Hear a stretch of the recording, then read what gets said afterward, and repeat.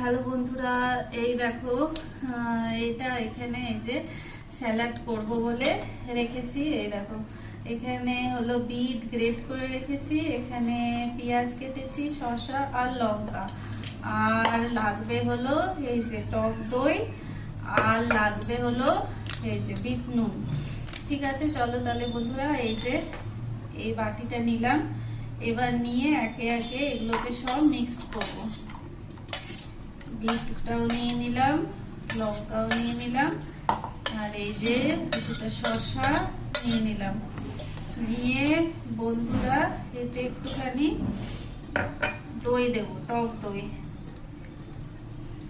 এই যে টক দই দিয়ে দিলাম, তারপরে একটু স্যালাড দেবো বন্ধুরা, এই লবণ দেবো,